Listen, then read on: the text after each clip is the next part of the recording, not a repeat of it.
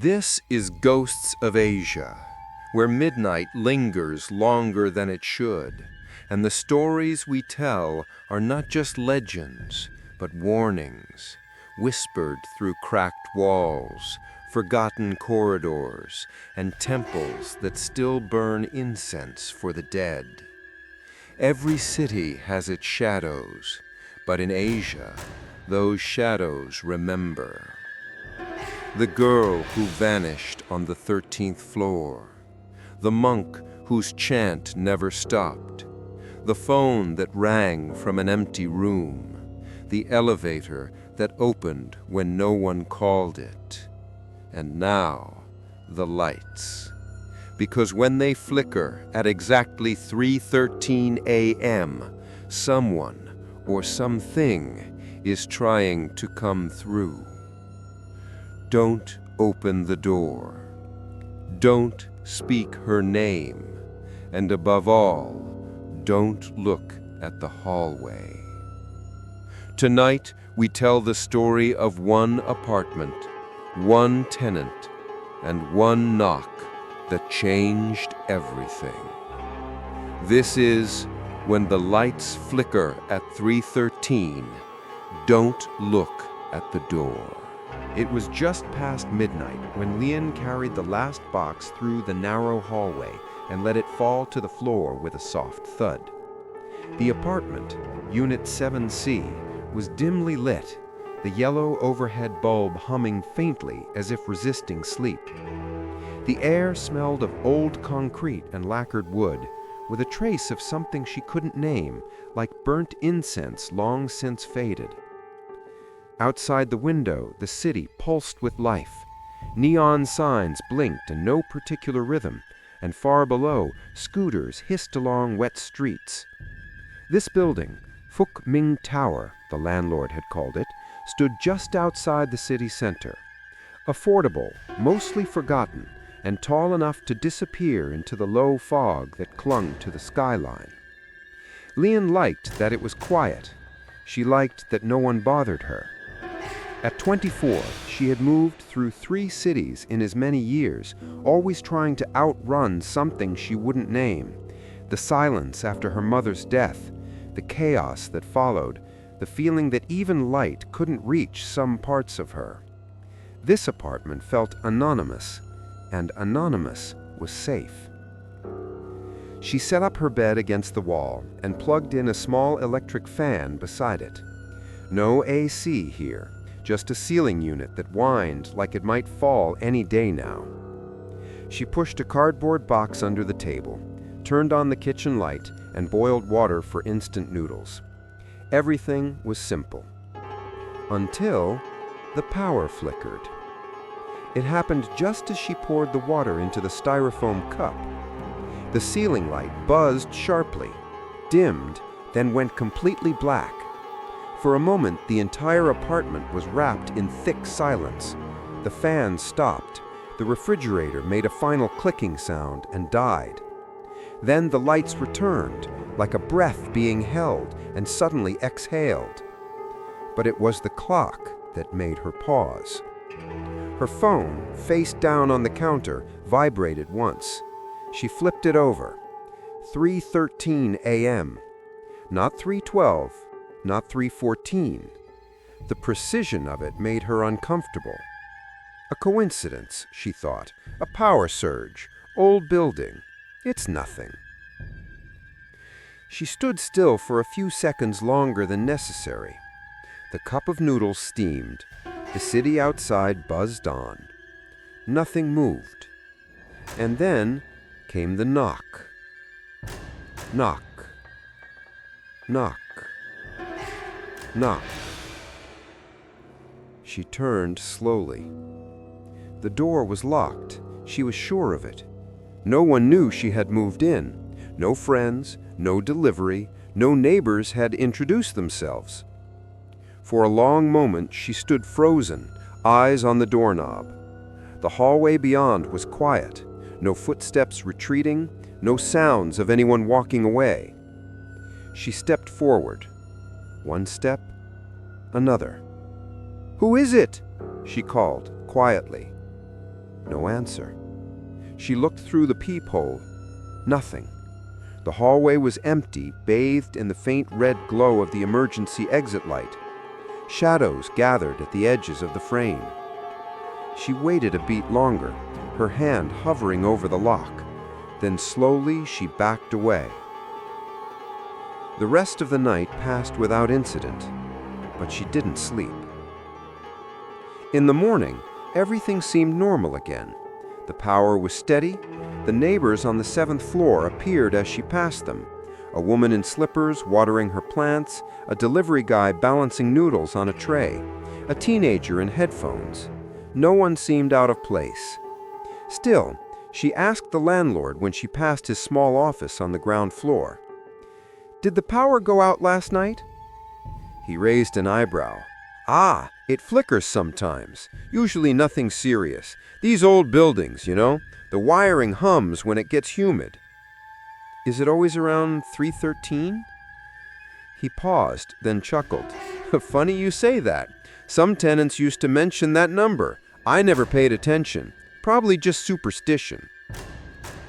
He said it lightly, but his gaze lingered on her a little too long.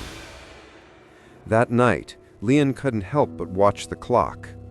1:42 a.m., 2:37 a.m., 3:06 a.m. She kept the lights on. The fan buzzed beside her. The hallway light, visible through the narrow gap beneath her front door, glowed dimly. 3:12 a.m. She held her breath. Then, right on time, 3:13 a.m. The lights in her room flickered again, not just once, but twice in slow rhythm. Then the power blinked out entirely. This time it lasted longer, 5 seconds, 10. Silence. Then from the hallway, knock, knock, knock. Her heart pounded. She didn't move, not this time. She didn't check the peephole. She didn't answer. She sat perfectly still on the mattress, staring at the door, waiting for the power to return. When it did, the clock read 3:14 a.m. No more knocking, no footsteps, no noise. But on the wall across from her bed, she noticed something new. A faint smudge above the light switch. Not quite dirt, not quite soot, like a dark print made by something with no fingerprints. She stared at it until sunrise. By morning, she convinced herself it was a dream. Maybe she had imagined the time. Maybe the knock was just pipes or neighbors or a trick of nerves. But the smudge remained, and when she wiped it away with a towel, the outline left behind was unmistakable. 3 marks, vertical, uneven, like the faint trace of fingers burned into the paint. Morning in the apartment block was a performance of forgetfulness. Children rushed down narrow stairwells, clutching school bags too big for their backs. Mothers shouted reminders behind them. Radios played old love songs. Someone cooked garlic rice 2 doors down, and the scent floated through the concrete hallways like a memory trying to stick. Lynn sat at the small breakfast table, a half-eaten bun growing cold beside her coffee. Her eyes hadn't left the smudge she found the night before, or the spot where it had been. Even though she'd wiped it off, she could still see it, or feel it, that sense that something had touched her wall without her permission. She hadn't slept again.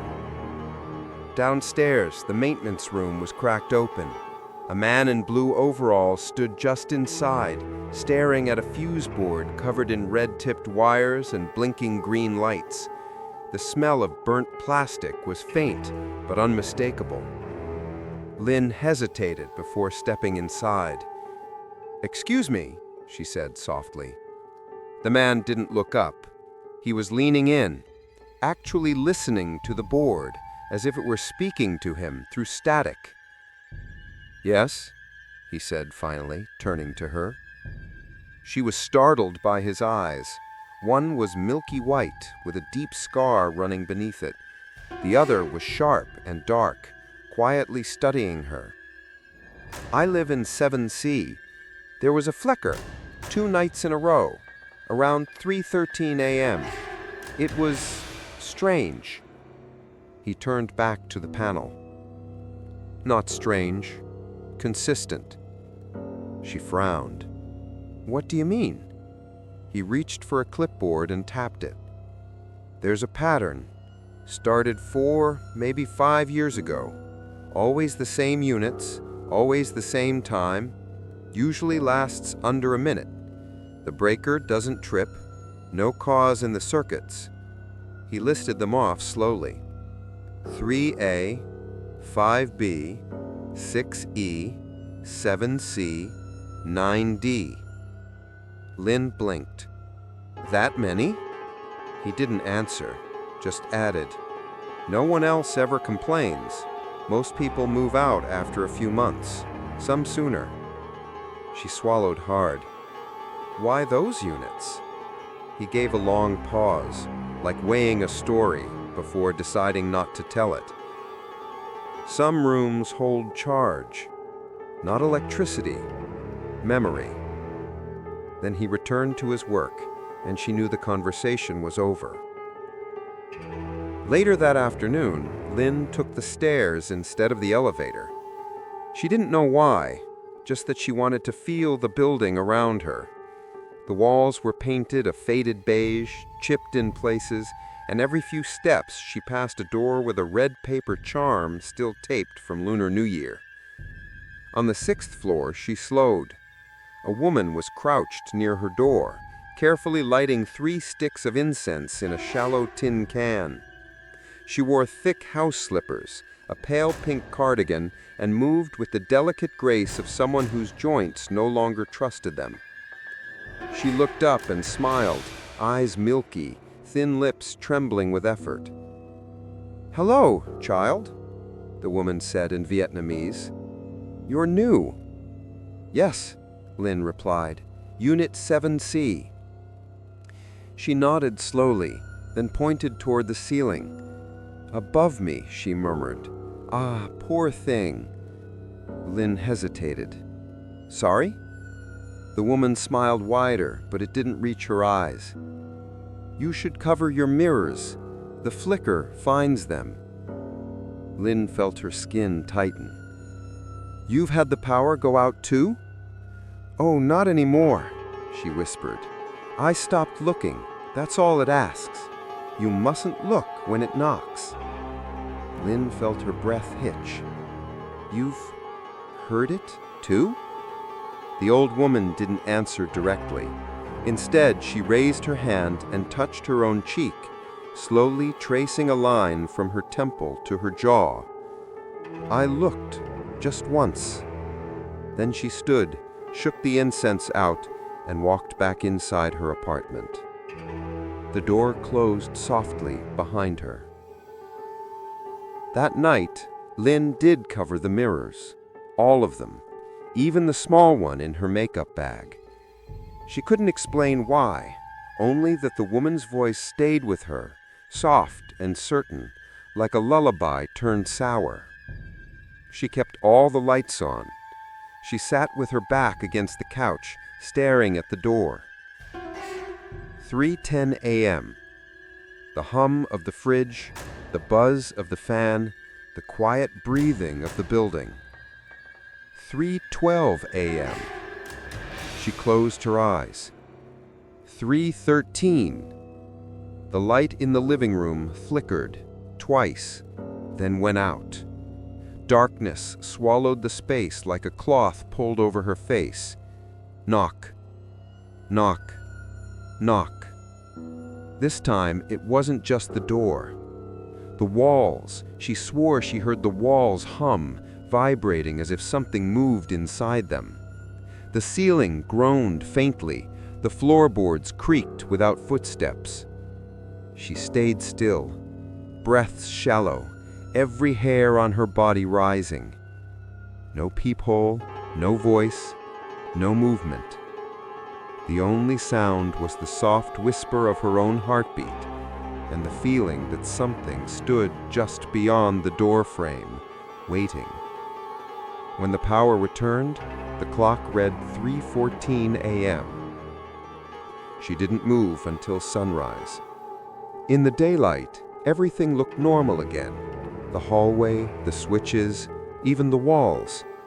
But the light bulb in her bedroom buzzed now, constantly, a low hum like a faint whisper behind glass.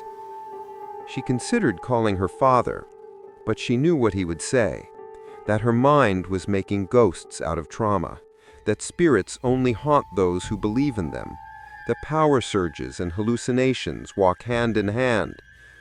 But Lynn hadn't believed in ghosts. Not until now. Now she was starting to wonder if the ghosts had always believed in her. The walls in Phuc Minh Tower were thin, not so much in sound, but in feeling, as if everything happening behind them was still reaching for you. Each conversation, each footstep, each memory echoed with just enough clarity to remind you were not alone, not even when you should be. It was nearing 1 a.m. when Leanne first heard it, a sound like plastic spinning in reverse. At first, she thought it was a fan, but then she realized it was the distinct sound of a cassette rewinding, slow, deliberate, over and over. It came from the other side of her bedroom wall, the wall shared with 7B. She hadn't met the tenant next door. She wasn't even sure anyone lived there. She had passed it many times, but the curtains were always drawn, and the door was marked only by a faint rectangle where a nameplate once was. The sound stopped. A second later, something else began, the hiss of magnetic tape playing, barely audible, like someone whispering underwater. And then, a voice. Not clear, not in any language she recognized, just syllables caught between static. A woman's voice, or a child's, impossible to tell. She pressed her ear closer to the wall. The voice stopped. Leanne stepped away quickly, heart racing. Silence returned, except for the low, persistent hum of her own nerves. The next morning, she found herself outside Unit 7B. She wasn't sure what she meant to do. Knock? Say hello? Ask about the tape? But the door opened before she could decide. A man stood there, slightly hunched, wearing a threadbare black t-shirt and long pajama pants. He looked to be in his 30s, but something about him felt older. His skin was pale in a way that suggested he didn't leave often. Behind him, the room was dark. Not dim, dark. All the curtains were drawn, and not a single light was on. The hallway spill glowed faintly behind her, but it didn't reach the floor inside. He blinked once, then nodded. "You're the new girl." "Leanne," she replied softly. "I know." She swallowed. "I live in 7C. I heard something last night. From the wall. A tape?" He didn't answer immediately. Then he stepped aside, just far enough to let her see the edge of a desk cluttered with stacked tapes, old speakers, and a strange bundle of black wires shaped like a nest. "I record the building," he said. "You what?" "The sounds," he clarified. "From the walls, from the wires, from the silence." Leanne hesitated. "Why?" He looked at her. Not with fear, with exhaustion. "Because they speak when the lights go out, and I want to know what they want." The air between them thickened. "Have they knocked for you yet?" he asked. Her breath caught. "Yes." He nodded slowly. "Don't open it." "I didn't." "They'll come again." "Why me?" His gaze drifted to her hands. "Because you're listening now, and they knock for the ones who notice." He closed the door without saying goodbye. That night, Leanne didn't sleep. She unplugged the fridge, turned off every fan, sat cross-legged on the floor of her bedroom with a notebook and pen. She wanted to hear clearly. She wanted to understand. 3:12 a.m. The electricity shivered, not just flickering, but dimming like a candle gasping for air. Then blackness, a deeper black than before, as if even the moonlight had been swallowed. Knock, knock, knock. The notebook trembled in her lap. The knock wasn't from the door this time. It came from the wall shared with 7B. Then another sound, soft, like someone dragging their fingers across fabric. Leanne stepped frozen. A voice pressed through the silence, not loud, not even spoken, just a whisper in the electricity. She couldn't make out the words, only one thing repeated clearly: "Don't see." Then, as quickly as it began, the lights came back. 3:14 a.m. Everything returned to normal, but the wall retained heat, like something had leaned against it from the other side. She stared at the surface, trying to decide if she was terrified or already too far into the mystery to feel anything else. The next morning, she knocked on 7B's door. No answer. Again. Louder. Nothing. She tried again in the evening. Still no response. The next night, she passed the door and noticed something new. An envelope had been taped to it. It had her name on it. Inside was a cassette tape, no label, and a single sentence scrawled on a torn scrap of receipt. "If you hear her voice clearly, it's already too late." Leanne clutched the tape in both hands, and for the first time, she didn't want to know what came next. It had rained earlier that day. Not a gentle drizzle, but a monsoon's fury, water hammering the windows like fists demanding to be let in. Leanne had unplugged most of her appliances, lit a few candles, and sat quietly reading the old notebook she used to sketch in when she was a child. The rain had always calmed her, but tonight it felt different. There was a tension in the water, like the sky was trying to wash something off the city it no longer wanted to carry. She found herself glancing at the time too often. 11:44 p.m., 12:27 a.m., 1:51 a.m., 3:02 a.m. Each tick of the clock was a soft warning. Her lights flickered briefly at 3:09, then again at 3:11. Just momentary flashes, not full blackouts, like whatever force hovered at 3:13 was growing impatient. She stood in the middle of her apartment, barefoot, breathing shallow. The air was too still. Her ears felt stuffed, as if the atmosphere itself had thickened. 3:13. This time the power didn't flicker. It cut out completely. Instant blackness. And this time, it stayed that way. No hum from the fridge, no blinking standby light from the TV. Even her battery-powered wall clock stopped ticking. She held her breath. In the hallway, the emergency light failed to come on. For the first time since she moved in, it was completely dark. And then, as if the darkness had simply grown a voice, came the knock. Knock. Knock. Knock. Leanne turned slowly, fingers trembling. This time the sound was heavier, slower, as though something much larger stood behind her door. 3 knocks, then silence. She moved without thinking, feet soundless on the tiled floor, and reached the door.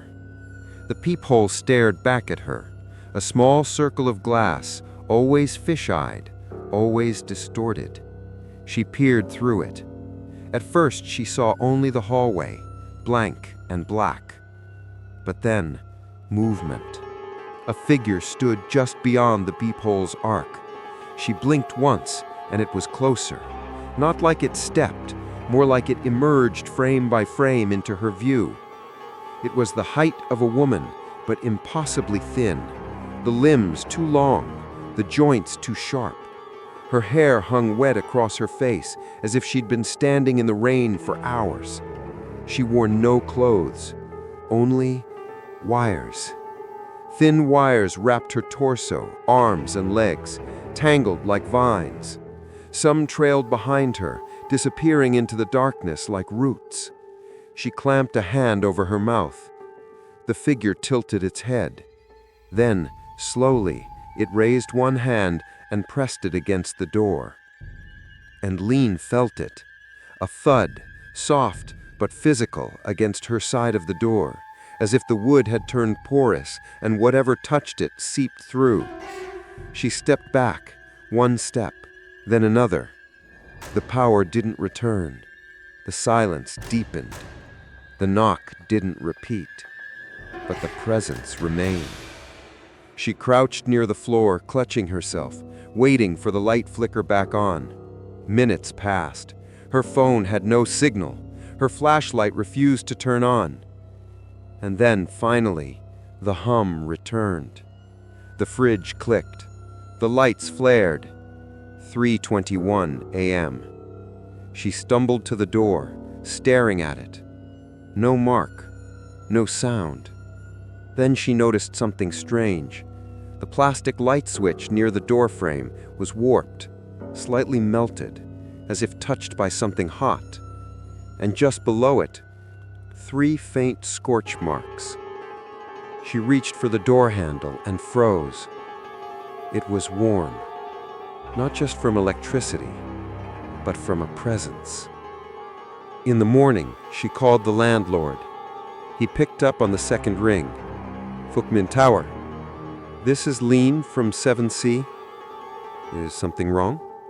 Yes, she said. The power didn't come back last night until about 3:20. That's not a flicker, that's a total outage. Yeah. Generator failed. We've been trying to get it replaced. The system's old. How old? Installed in '94, I think. They were never designed to run everything, just hallway lights and one lift. You'd be surprised how often people complain about blackouts. But the weird thing is, he stopped. What? She pressed. He hesitated.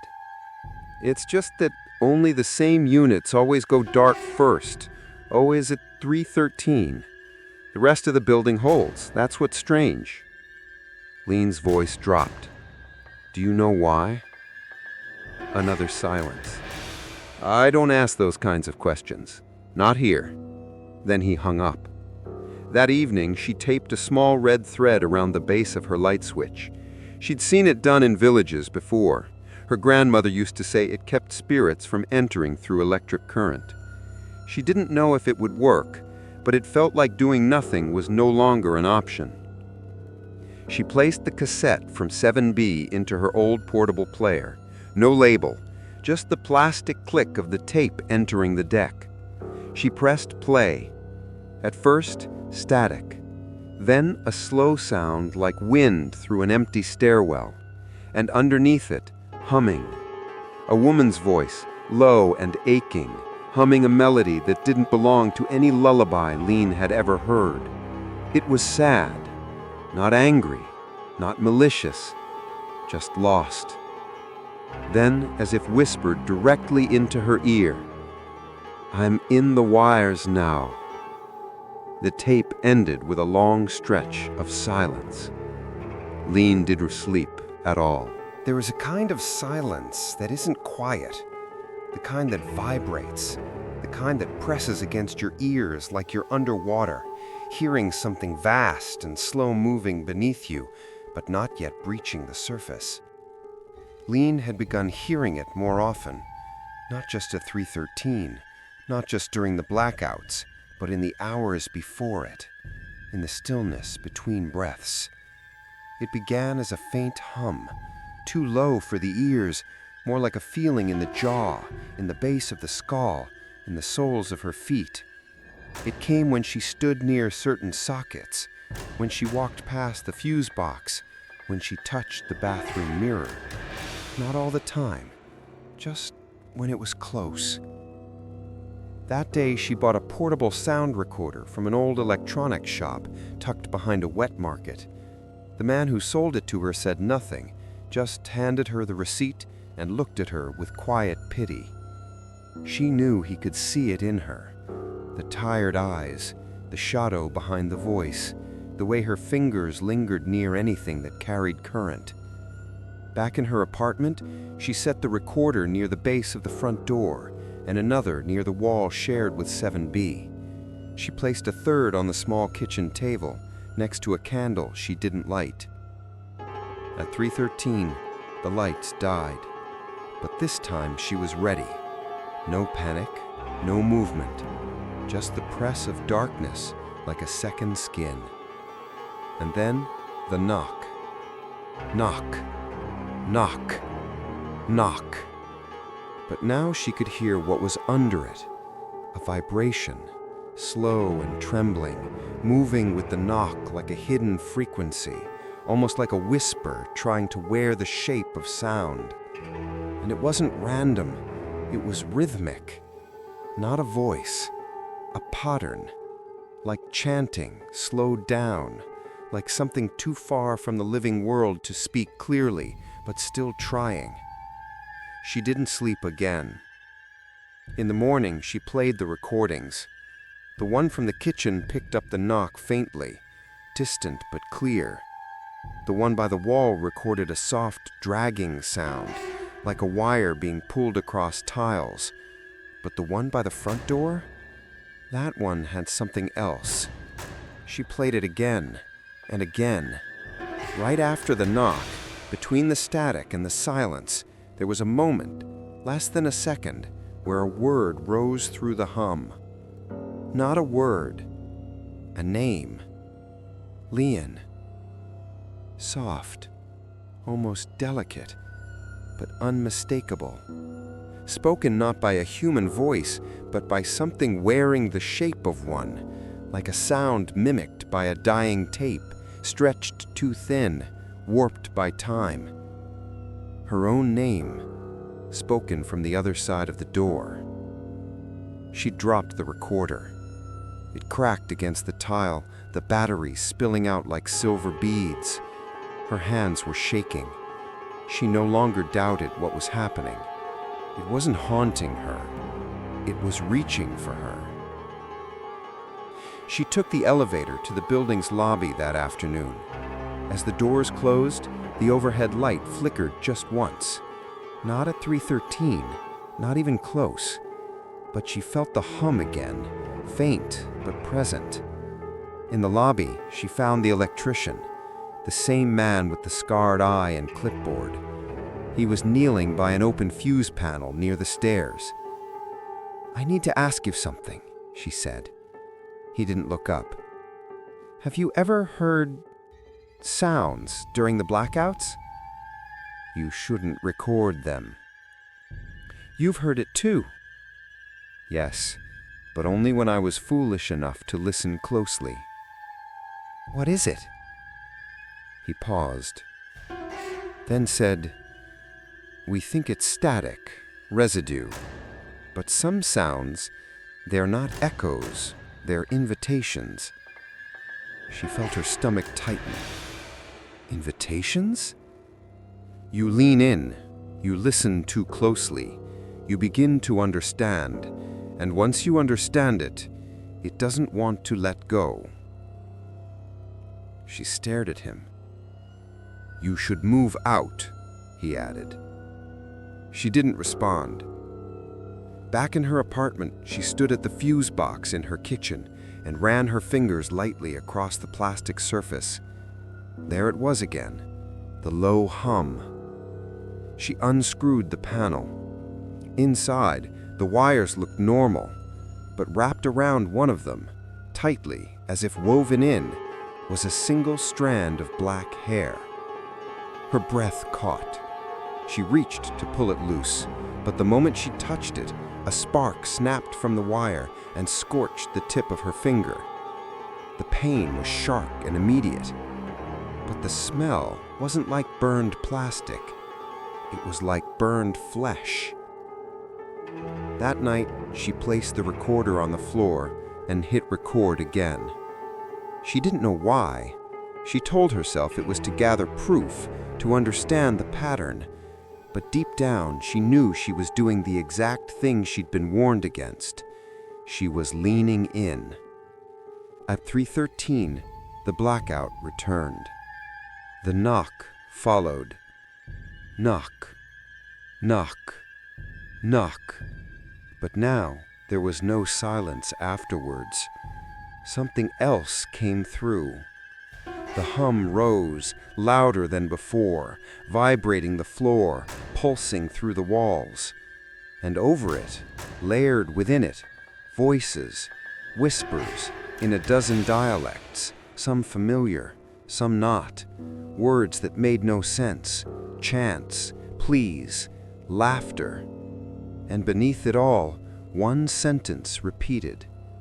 Open the door. Not shouted, begged, as if every voice had once been someone who did. Lean sat still in the darkness, her ears filled with invisible hands. The knock came again, softer now, almost sad. She whispered one word back, barely audible. No. The voices fell silent, and then the hum disappeared. The lights came on. 3:14 a.m. Some ghosts linger in memories. Others linger in objects. But the ones that linger in systems, they never fade. They flow.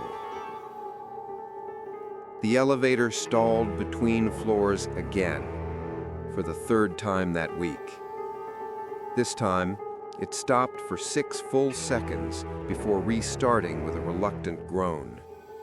Lien stood inside with a plastic bag of groceries and a heart pounding harder than it should. When the doors opened on the 7th floor, she stepped out quickly, glancing toward 7B. Still dark, still quiet.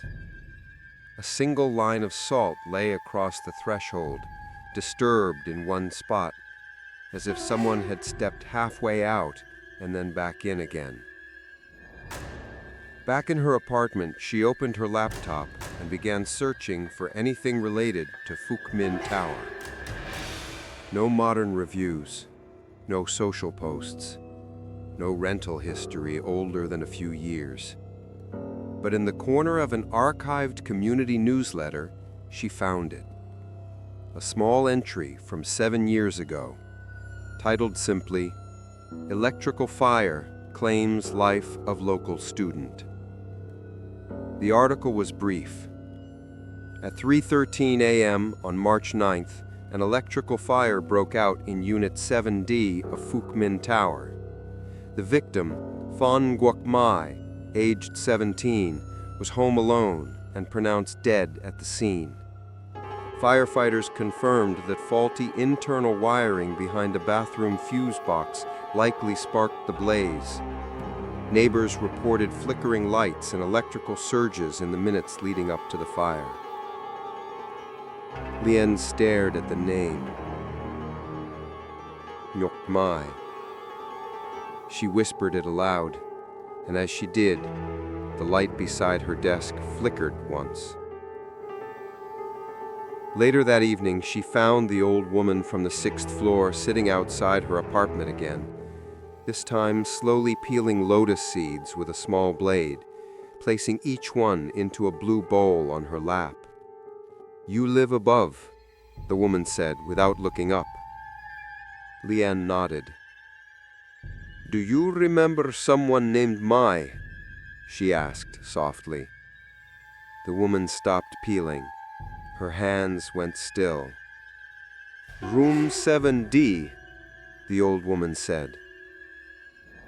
"She died here, didn't she?"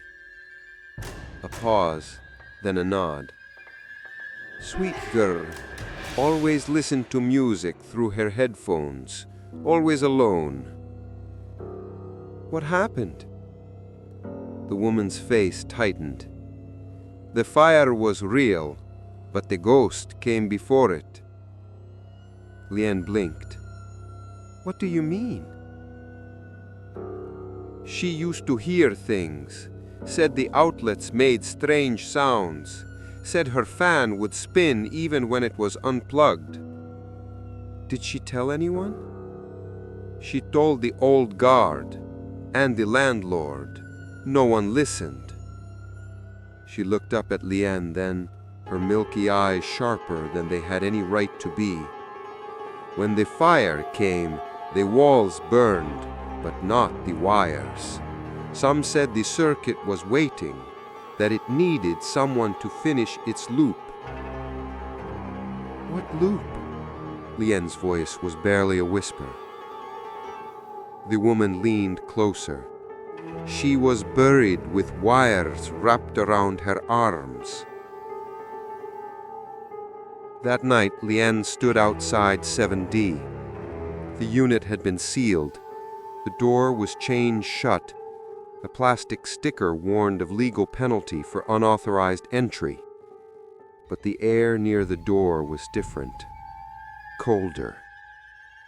And as she touched the handle, she felt a faint vibration, the same hum she'd come to recognize, but deeper, hungrier. She backed away, and yet the lights in the hallway dimmed for half a second as she turned, as if something behind the door had noticed. She couldn't stop thinking about Mai, about the girl who died alone, the girl who heard the walls, the girl who felt something in the current, and no one believed her. Lien returned to her apartment and opened the circuit box. Her hands trembled as she unscrewed the panel, piece by piece. Behind the final plate was a mess of wires, tangled, blackened at the ends, pulsing faintly like veins beneath skin. Among them, something shiny. She reached in carefully and pulled it out. A small circular object, fused with melted plastic. She cleaned it gently. A school badge, burnt, twisted, but still legible. Nguyen Tri Secondary School. Initials on the back, PNM. Lien stared at it. The badge was embedded in the building's wiring, not placed there, melted into it, as if Mai had become part of the circuit itself. That night, Lien didn't place the recorder. She lit a candle instead, not for light, for her. She sat cross-legged in the living room, the badge placed gently on a white napkin. The windows were closed, the switches were off, and still the walls pulsed faintly, the hum rising. 3:13 a.m. This time there was no knock, only music, faint and distant, the sound of cassette tape spinning, the same melody I'd heard before, and layered over it, a voice, not a whisper, a song, a girl's voice singing softly, barely formed words carried on frequencies too thin for the ear, but thick enough for the soul. Lien closed her eyes. I hear you. I see you. And for the first time, the power didn't cut, but the candle flickered sideways as if someone walked past it. And when she opened her eyes, the badge was gone. In its place, a single strand of black wire, curled neatly into a circle, still warm. The building's security office was no bigger than a storage closet. A wall of old monitors flickered in shades of static and shadow, their feeds slightly out of sync. A small fan blew warm air into the room, doing nothing to chase off the smell of stale instant coffee and burnt wires. Lynn had waited 2 days before asking. 2 days since the last blackout. 2 days since the candle burned itself sideways. 2 days since the badge disappeared from her floor and the hum had returned louder than ever. The new security guard, a quiet man in his 20s, barely looked up as she stood at the door. "I need to see the footage," she said. He blinked. "Footage of what?" 3:13 a.m., hallway outside 7C. Last week, or any week. He gave her a look, part confusion, part resistance, but something in her eyes softened him. He opened a drawer and pulled out a USB stick. "Take it," he muttered, "but don't bring it back." Back in her apartment, Lynn plugged it into her laptop. The files were labeled only by date. There was no editing, no subtitles, no notes. Just raw, black and white footage from a single hallway camera pointing toward the center of the 7th floor. She fast-forwarded to 3:13. The screen blinked. The emergency light dimmed. And then the footage became something else. Not a malfunction, something deliberate. The pixels shook. The hallway bent slightly at the edges, as if the lens itself were trying to look away. Then movement. At the far end of the corridor, a figure appeared. A man, the previous night guard, approached Unit 7C, flashlight in hand. The bulb flickered and died as he neared the door. He knocked once, then strangely, waited. He seemed to be listening. Then, slowly, he unlocked the door from the outside. Lynn's heart stopped. She hadn't known anyone else had the key. The guard opened the door halfway. For a moment, nothing. Then his body stiffened. He took one trembling step back, and then he screamed. No sound played on the footage, just the jerking terror of a man whose mouth opened in pure horror, whose limbs locked like a puppet on cut strings. He dropped the flashlight, then turned toward the camera. His mouth was still open, but his eyes were missing, gone, as if something had hollowed them out from behind. And yet, he saw the camera. He leaned forward, just enough for his lips to move. Lynn froze the frame, rewound it, played it again. 3 words. Over and over she read them. She doesn't see. She doesn't have eyes. Don't let her see you. Then in the footage, the lights snapped back on, and the man was gone. The door to 7C was shut. Nothing else moved. Lynn stared at the screen long after it ended. That night, she unplugged every light in her apartment, not because she wanted darkness, but because the ghost lived in electricity. She placed the laptop in the bathtub, closed the lid, and turned off the water at the source. She lined the edges of her mirror with salt. Then she sat beside the door, recorder in hand, eyes closed, ears straining. 3:13 came, and with it, the knock. But this time, no hum, no whisper, just the sound of something breathing behind the wood. Lynn sat perfectly still.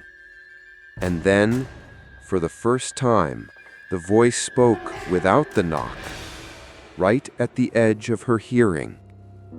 "Let me see."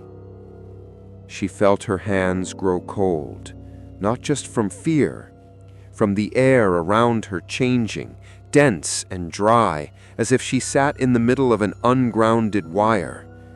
She whispered back, "I saw the man." The voice went still, The silence thickened, and then he looked. I only wanted to look back. The lights flickered on, 3:14 a.m. Lynn stood slowly, opened the laptop, pressed play on the recorder. All it captured was the hum of her own breath, but behind it, buried deep in the static, one faint word pulsed like a dying heartbeat. See. The next morning, she visited the building's records office. An old woman managed the archives, kept in yellowed folders inside metal drawers. "Do you have employee logs from a few years ago?" Lynn asked.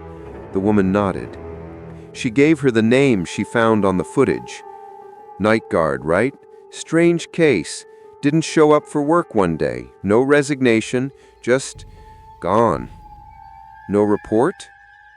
"Reported missing, I think, but the file was closed." "Closed?" "Yeah, you'd be surprised how often things vanish in this building." Lynn left with a copy of the report. No fingerprints, no body, no explanation. Just a final entry from a former supervisor that said, "Opened a door he shouldn't have." That night, Lynn left her front door untouched, but she placed a mirror directly in front of it. When the lights died at 3:13, she didn't move.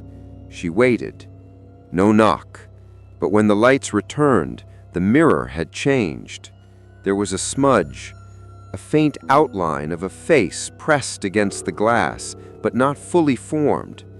2 empty sockets where the eyes should be, and just beneath them, a crack, as if something had tried, softly, to see her. Some buildings hold secrets in their walls. Others hide them underground. The elevator's B2 button was supposed to be off limits, maintenance only. But when Len pressed it that night, the light blinked and stayed on. No one stopped her. She descended in silence. Each floor fell away like layers of denial. And when the doors opened, the air that met her was colder, not physically, but spiritually. She had entered the belly of the building. The basement was lined with rusting utility pipes and old fuse boxes marked in faded paint. Signs in Vietnamese warned of high voltage and restricted access.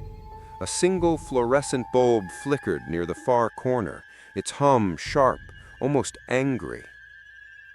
Len passed rows of locked cabinets filled with tangled wire coils, old fan belts, and broken circuit panels. Then she saw it, a small metal door marked only by 2 symbols hastily painted in red. Qui, demon. Qua, sealed. There was no lock, just a red string, frayed and tied in a strange knot stretched across the handles. Len hesitated. Then she untied it. The door creaked open. What lay beyond was not a workshop. It was an altar. The room was barely the size of a storage closet, lit only by the dull orange glow of melted candles. At the center stood a wooden table, scorched black in one corner, its surface covered in small artifacts. A broken ceramic bowl filled with ash, 3 incense sticks snapped in half, charred light bulbs placed in a triangle. A single black and white photo of a girl in a school uniform, half burned, her face blurred by heat. She stepped closer. Behind the table, an old electrical panel had been painted with dozens of red seals, talismans for protection, for binding, for containment. But one of them, the largest one, had cracked down the middle. And through the crack, the wire inside had melted outward, as if something tried to crawl through. She felt it in her bones. This was not meant to honor the dead. It was meant to trap them. She took a photo. Her phone flickered as she did, the screen glitching with static. She tried again. Same result. Then the hum returned, but not the one she knew. This one was higher, faster, urgent, a warning. She turned and saw that the red string she had untied had tightened on its own, now coiled tightly around the doorknob, writhing like something alive.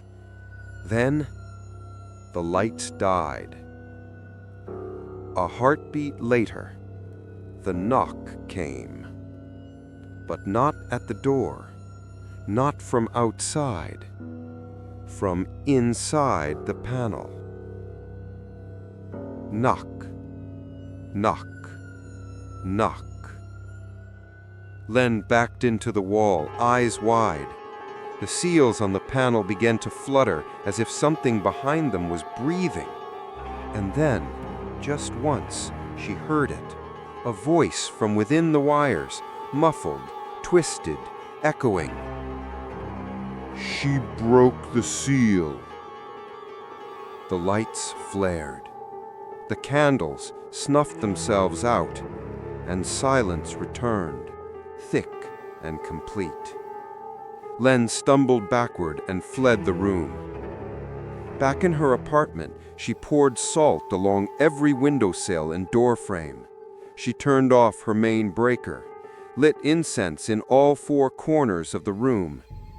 Then, finally, she listened to the audio from her phone, the corrupted recording of the basement altar. Most of it was static, but under it, under the hiss, a voice spoke, distant, as if transmitted from miles of wire coiled beneath the ground. "They tied me to current, but current flows, and I found new wires. I found new eyes." Her hands trembled as she dropped the phone. Later that night, she returned to the power room entrance. This time, the red string had been retied perfectly, as if she had never been there, as if someone or something had resealed what she had broken. But the crock in the seal remained, a single jagged tear, and through it, something dark watched her, not with eyes, but with electricity. From then on, every time the lights flickered in her apartment, Len felt it first in her teeth, that sharp metallic jolt in the roots. Then in her spine, a cold tracing of static down the vertebrae. And then, at 3:13 a.m., the voice. Not asking anymore, not knocking, but listening, waiting, watching her from behind the switches, waiting for her to look back. There are ghosts that appear in mirrors, but some only exist in the electricity that powers them. For days, Lean noticed the same glitch repeating in unexpected places. Her TV, unplugged, flashed for a split second when she entered the room. Her laptop screen shimmered once, despite being off.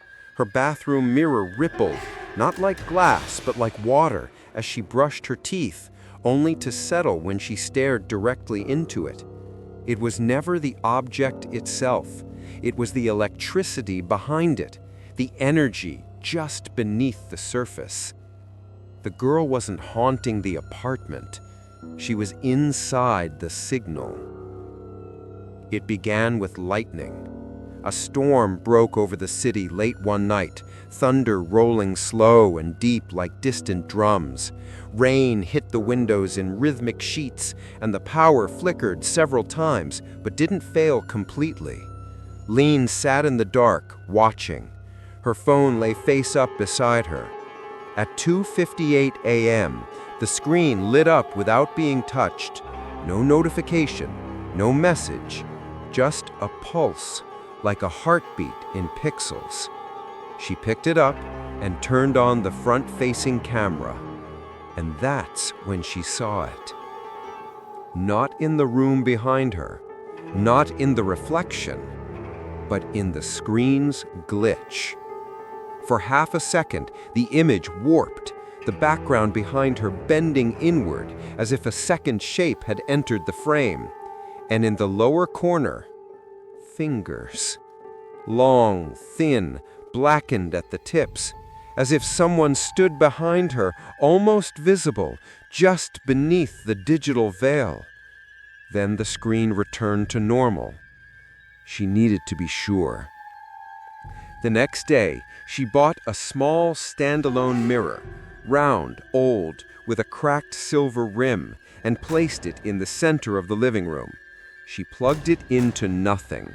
No wires, just glass and frame. But beneath it, she set a dying wireless speaker, one that flickered faint static when turned on, its battery long corroded. She waited until just before 3:13 a.m. Then she turned the speaker on and lit 2 candles and stared into the mirror. For the first few minutes, there was nothing. The room was quiet, save for the faint whine of the speaker and the sound of rain outside. Then, at 3:13, the mirror moved.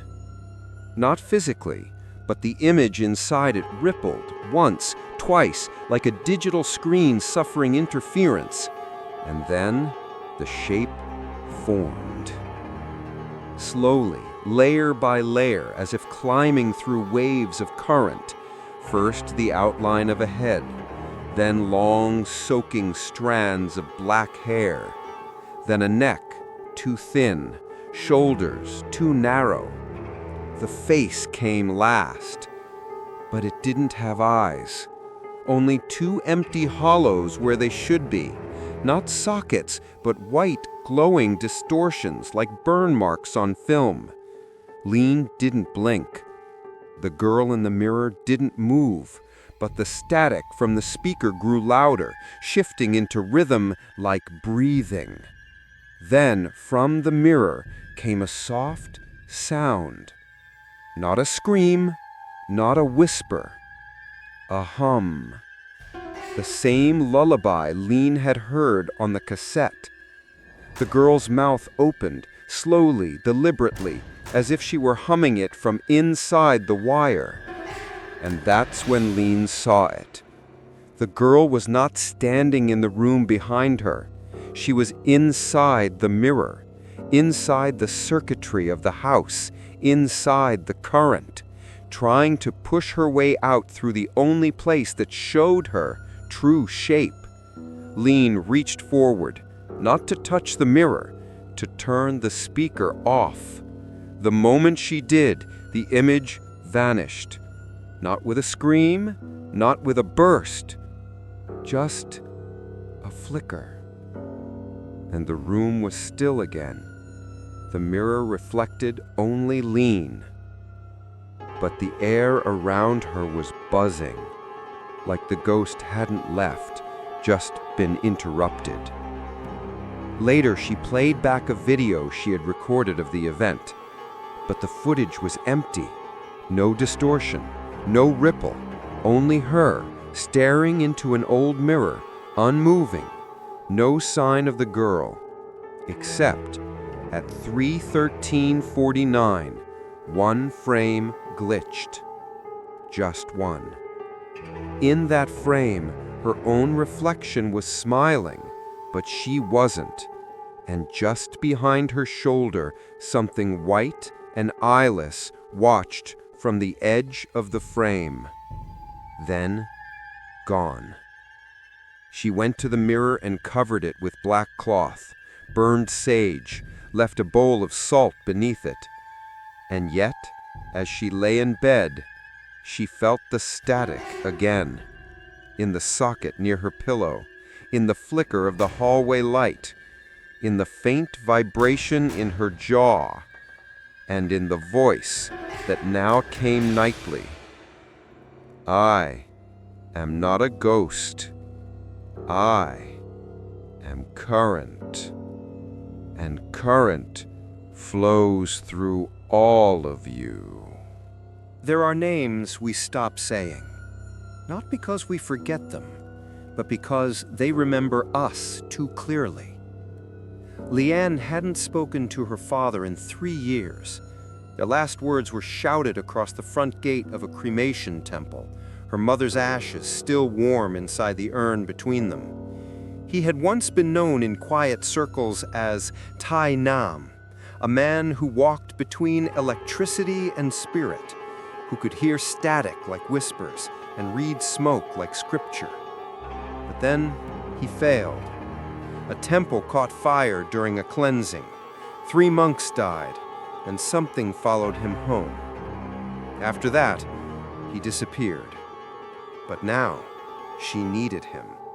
She called the number etched in her memory. It still worked. He answered on the 3rd ring. There was silence first, then his voice. Have the knocks begun to speak yet? Her blood ran cold. You knew? I felt it, through the lines. You're close to a tear. She closed her eyes. Will you come? He paused. Then, give me the floor, the unit, and the time it flickers. He arrived before dusk, dressed in gray linen, carrying a small black case and a faded plastic bag filled with incense, copper foil, salt, and a single cracked cassette recorder. He didn't hug her, didn't scold her. He simply stood at the threshold of Unit 7C and said, "You should never have opened your attention." Then he stepped inside. He placed incense in each corner of the apartment. No words, no chanting, just the methodical movements of someone who had done this far too many times and failed once too deeply. He held a length of copper wire in both hands and stretched it across the room. As soon as it crossed in front of the kitchen fuse box, it twitched. Not physically, but the air around it pulsed. Something rides the current, he murmured. She was a girl. She died in a fire, but now she's everywhere. Her father nodded slowly. Every haunting begins with memory, but some hauntings evolve, especially when we feed them with fear, with ritual, with our attention.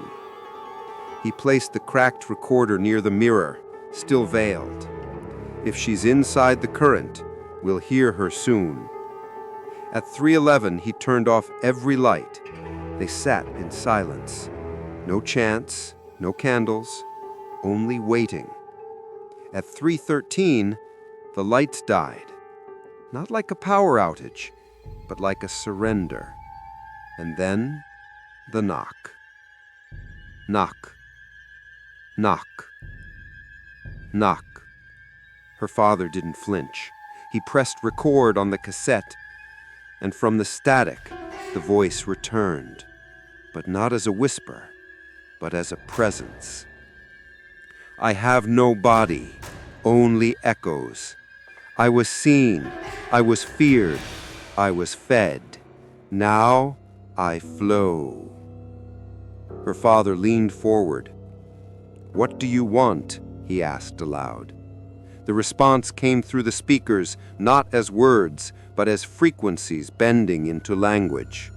To be known, to complete the loop, to move from image to form.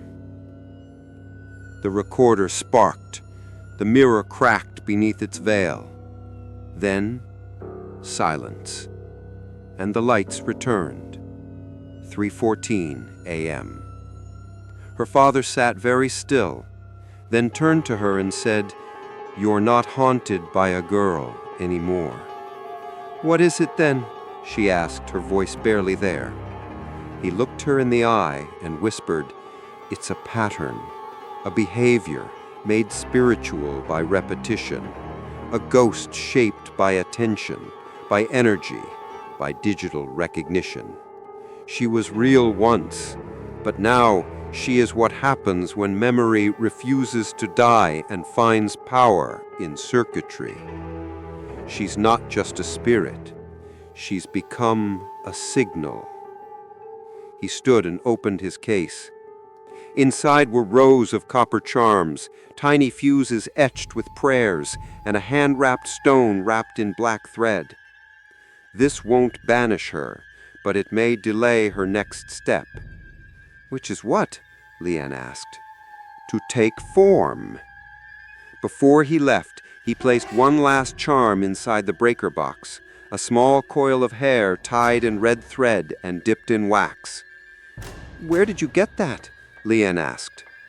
He didn't answer, only said, "Don't open this, no matter what you hear." As he stood in the doorway about to leave, Leanne finally asked, "Did something follow you back from the temple?" He nodded. "And is that why you stopped helping people?" "No," he said. "I stopped because no one listened until it was too late." He turned to her, eyes tired, and said, "Don't wait to believe. By the time you believe, you're already inside the circuit." Then he was gone, and Leanne was alone again. But the room no longer felt like hers. It felt like hers. The one watching, the one waiting, the one in the wires. A ritual is not a spell.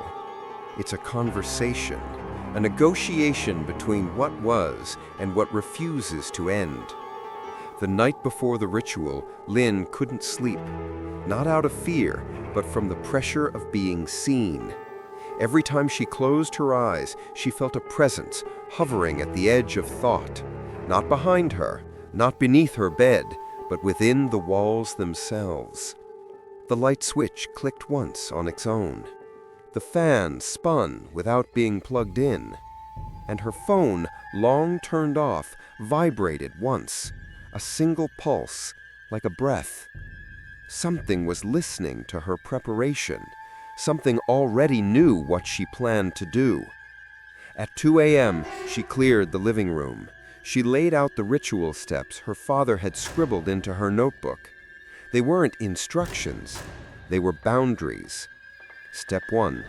Draw a salt ring around yourself, unbroken. Step 2. Place a copper loop at your feet, a symbol of closed circuits. Step 3.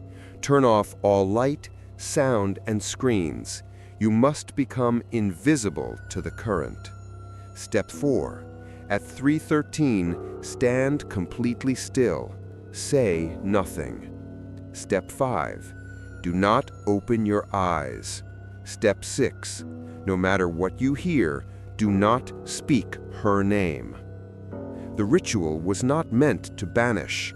It was meant to break the loop, to sever the pattern of attention, recognition, and fear, the very elements that had kept her alive inside the current. Lynn stood barefoot in the center of the circle. She could feel the electricity humming through the walls. The ghost didn't just live in the wires, she was evolving with them, watching through every screen, flickering in every bulb, reaching through every signal. She took a deep breath and switched off the last light. The room fell into a silence so thick it felt liquid. The second hand on her watch ticked slower than usual, or maybe she was hearing her own pulse. 2:59 a.m. 3:07. 3:12. Lynn closed her eyes. The silence grew sharper. Then, exactly at 3:13, the hum vanished, and in its place, breathing. Not hers. It came from just beyond the ring of salt, slow, ragged, close to the floor. Then, the sound of bare feet dragging across tile. Something circled her, once, twice. Then, it stopped behind her and whispered, "You made a loop, but I was born in loops. I was born in rewinds, in restarts, in every repeated knock." Lynn clenched her fists, holding the silence. The breathing grew closer. She could feel it, not on her skin, but in her teeth, that static pressure, that sharp tingling in her gums that told her a charge was building. Then came the knock, but this time inside the circle. Knock, knock, knock. Her knees trembled. Another voice joined the first, her own voice from the recorder. The ghost was mimicking her tone, her breath, her cries. "I'm here. I see you. Let me see you." Then something touched her shoulder. Cold, damp. Lynn gasped, breaking the silence. A sharp crack tore through the room. The copper loop snapped in half. And in that moment, she saw her. Not with her eyes, but inside her mind. A girl with wires instead of veins. No eyes, only hollow sockets that glowed with feedback. Her mouth wired shut but humming. Burnt legs, wet hair, wrapped in loops of black cords, each one pulsing with memory. Lynn's breath froze.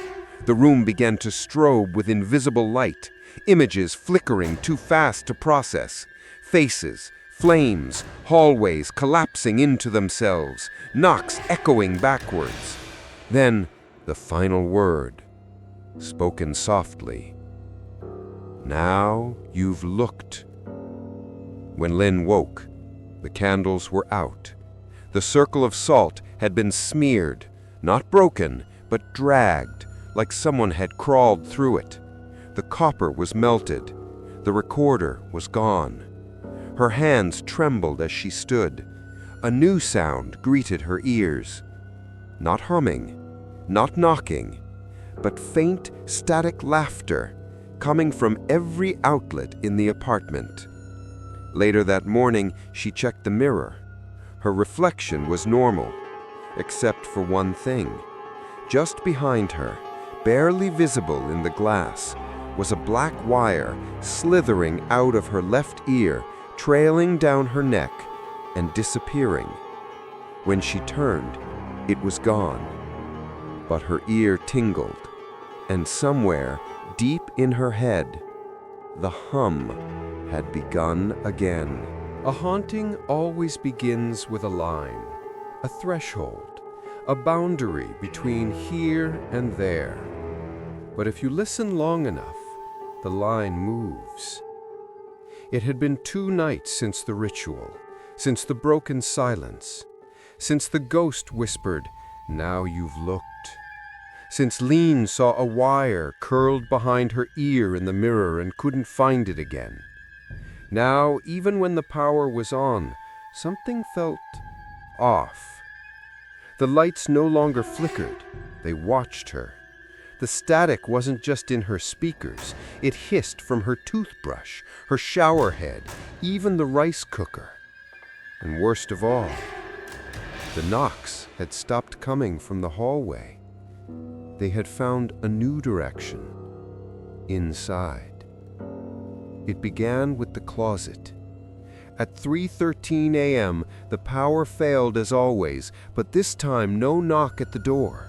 Instead, knock, knock, knock, from inside the sliding closet beside her bed. Lean sat up in the dark, her breath caught between instinct and denial. The knock repeated, not loud, not demanding, just present. She opened the closet slowly. Nothing. Only the sound of a wire lightly scraping the coat hangers as if something had just slithered deeper. The next night, it was the bathroom mirror. 313, blackout, then knock, knock, knock. From behind the glass. Lean stepped forward, candle in hand. The surface of the mirror was not reflective. It was warped, rippling like a black screen caught between channels. She pressed her palm to it. It felt warm.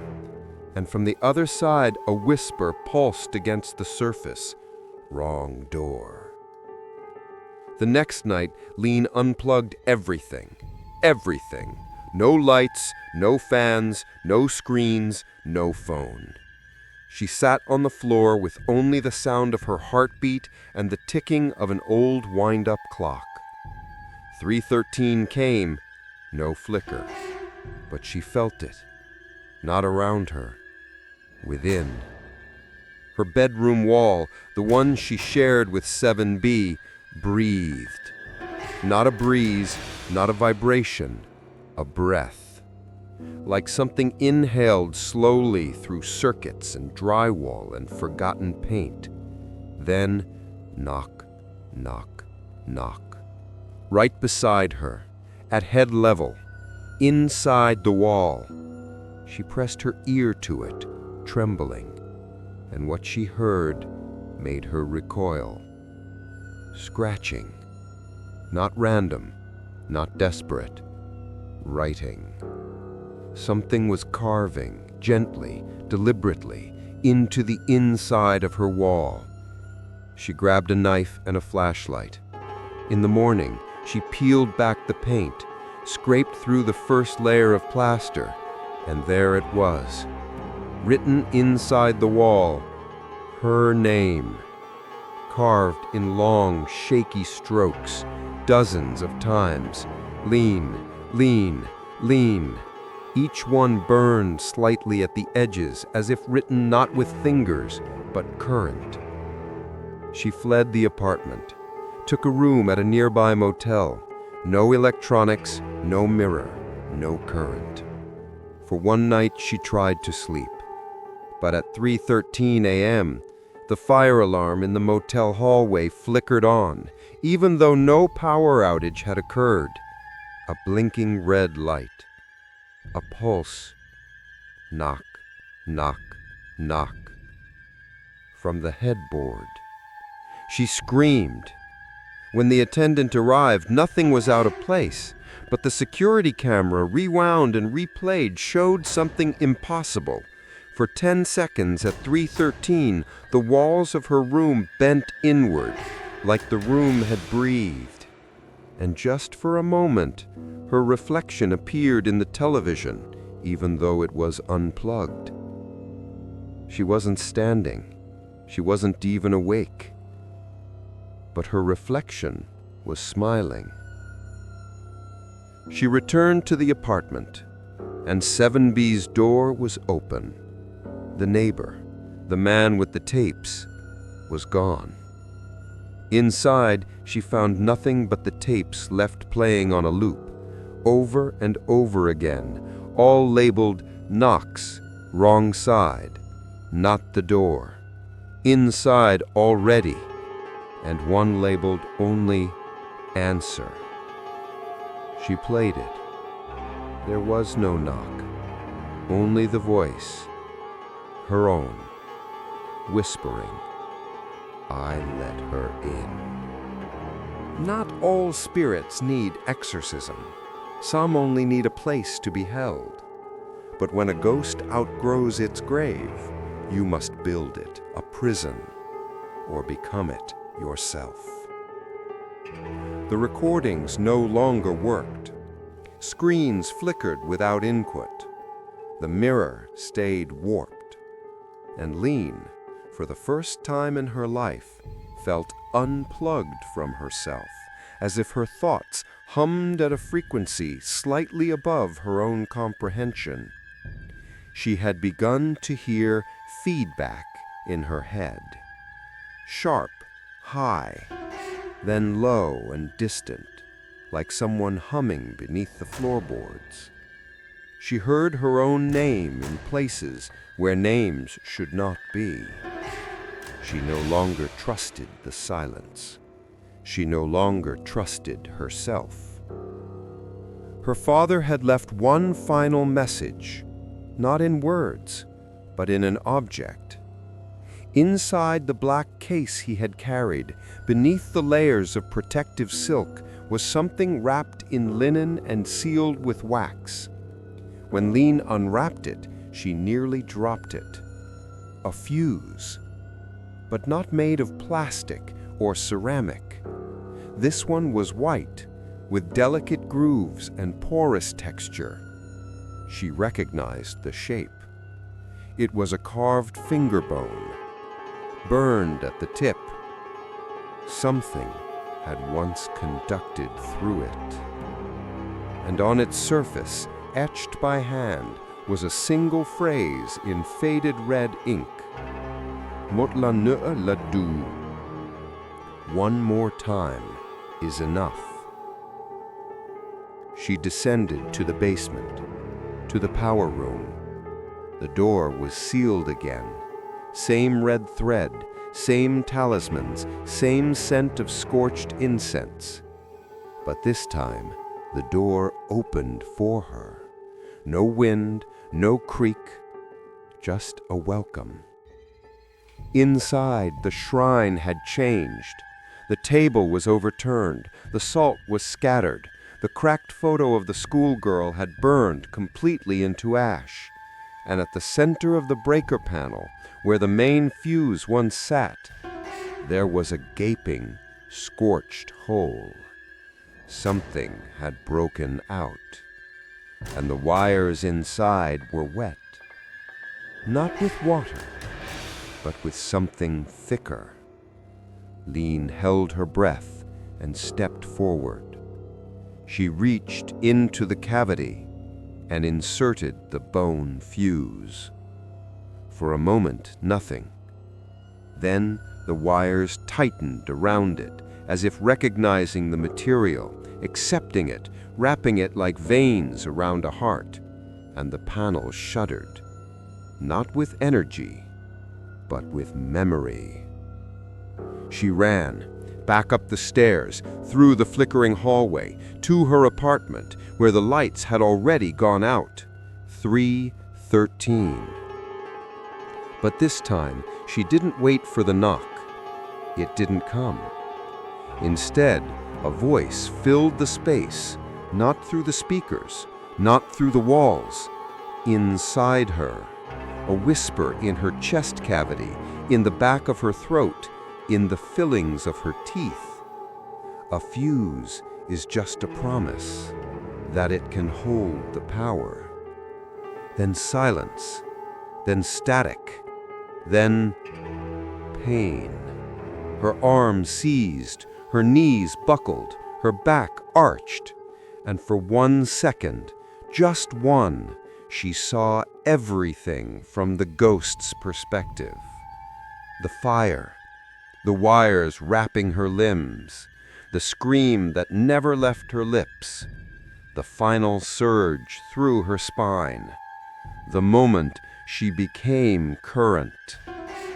And then, the moment she saw Lean, through the camera, through the switch, through the attention, and chose her. When Lean awoke, she was on the floor. It was morning. The lights were on, but every bulb in her apartment had burned out. Not shattered, just dead. The sockets smoked faintly. Her fingernails were blackened at the edges. Her lips were dry. Her heart beat irregularly, as if skipping frequencies. But the hum was gone, and so was the ghost. For now. She went to the basement that evening. The fuse was still in place. The breaker panel had sealed itself shut, fused metal like it had never opened. She pressed her palm to it, warm, still alive, still holding. As she turned to leave, she saw something scratched into the cement wall with a blackened fingernail. Not stopped, just contained. Every circuit hums eventually. That night, she sat in the dark. No lights, no screens, no voice, only herself. And for once, no knock.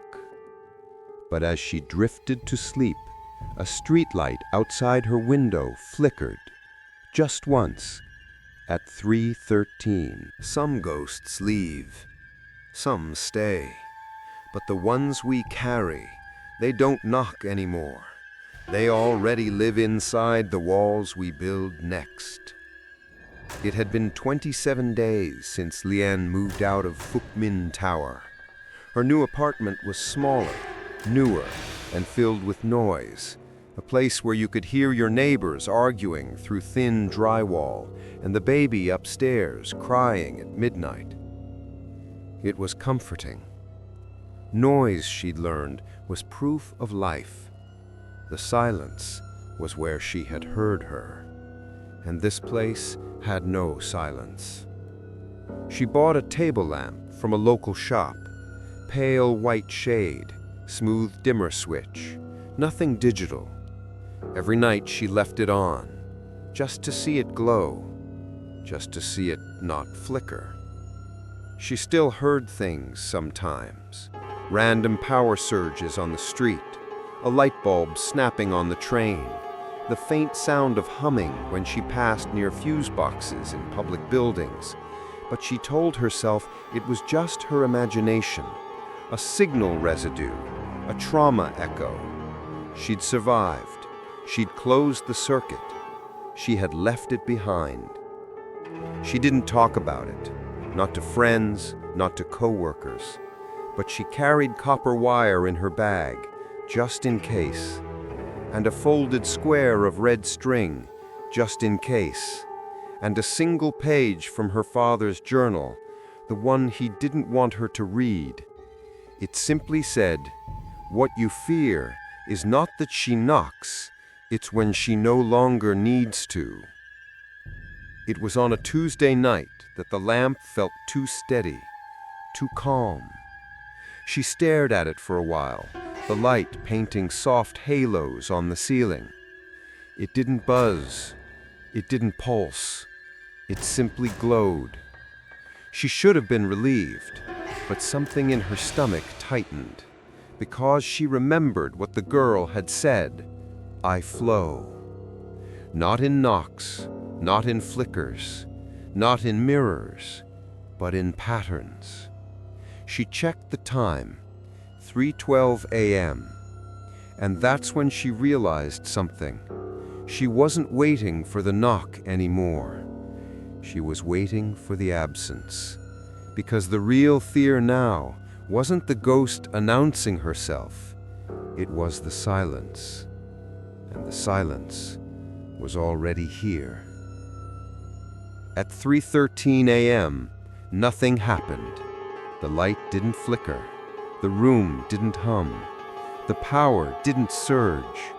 But something still changed. A subtle shift, a pressure in the room, as if someone had inhaled deeply and never exhaled. She stood slowly, looked at the lamp, still on, still glowing, still steady, and that terrified her more than anything else, because even in Phuc Minh Tower, the lights had flickered. Here, they didn't, not even once. She checked the hallway, empty, checked the mirrors, clear, checked the switches, nothing unusual. But the air smelled faintly of melted plastic, and behind her eyes a pulse began, a low throb, a hum, not from outside, from inside her. She walked back to the lamp and turned the dimmer slowly. It responded smoothly, too smoothly. The filament glowed clean, but as she reached to unplug it, her hand twitched, and for the briefest moment, so fast she questioned if it even happened, her reflection in the window was not hers. It stood still while she moved. Then it smiled. Lien stepped away, turned all the lights on, all of them, and the brightness calmed her, until she noticed one bulb in the corner, a new bulb, was glowing slightly brighter than the others, and inside the filament, something coiled, something that pulsed, not with electricity, with awareness. She didn't scream, she didn't cry. She just stood there, knowing the truth. The ghost hadn't followed her. The ghost had no need to, because ghosts made of current, ghosts made of attention, don't travel. They wait for the next open circuit, the next mirror, the next knock that isn't needed. And now, Lien was one of them. Not dead, not haunted, just forever listening. Outside, the city lights buzzed, the power grid hummed, phones glowed, screens blinked. People stared into them without blinking back. And somewhere in the wires, in the signal, in the hum that lives between frequencies, she waited, not to knock, but to be noticed. Because when the lights flicker at 3:13, you don't need to look at the door. The door is already open.